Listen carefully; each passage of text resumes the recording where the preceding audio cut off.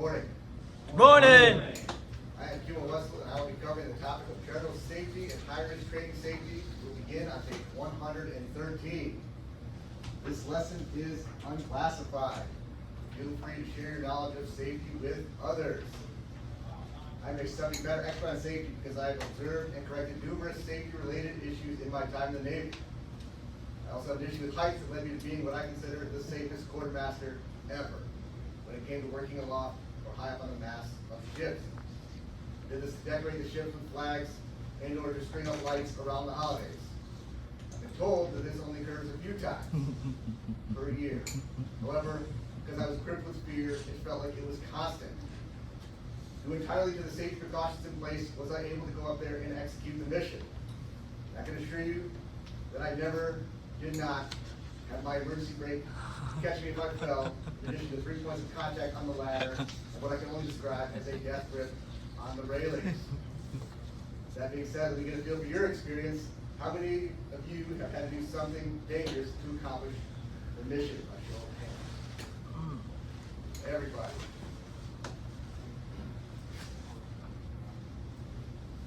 The terminal learning objective. Given a class of trainees and applicable training materials, practice safety during instruction in accordance with NAVADRA 14300 series instructional theory manual. Our enabling learning objectives. Given a class of trainees and applicable training materials, apply federal safety training concepts during instruction in accordance with the operational risk management, OPNAV 3500.39, the NETC high risk training safety program, NETC is 1500.13, Navy School Management Manual, NAVADRA 135, and the policy for conducting high-risk training, OPNAV 1500.75.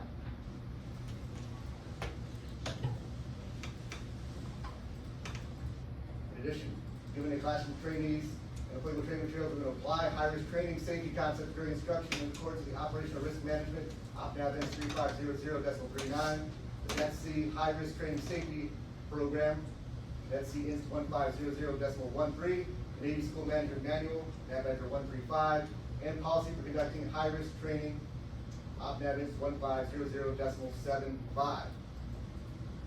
Basically, we're talking about safety. More importantly, what policies and programs are in place, how you as instructors must apply them to keep even the most high-risk training pipelines as safe as possible.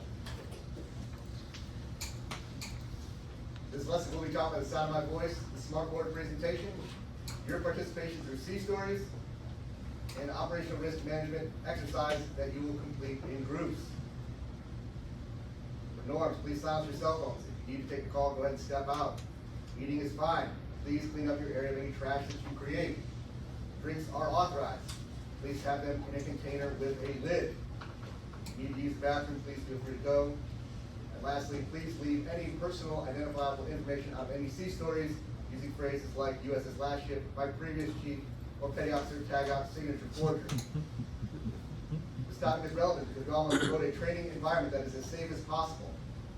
Even those in high-risk training must strike a balance between challenging our students and placing them in harm's way. Since we're on the subject of safety, if you need a training timeout, we're going to be here and raise a fist or just shout training timeout. Case fire, exit down the unaffected stairwell. Proceed to the medical and dental parking lot where the class lead will take attendance. For earthquake, shelter under your desk. Protect your head. Wait for the rumbling to stop. We will resume training when the all clear is given. For active shooter, we remember run, hide, fight.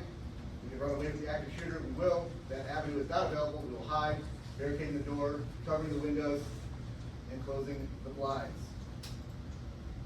Last resort, we'll apply with any available weapons to neutralize the threat. You may be thinking, Kim 1, this sounds like amazing training. What's in it for me?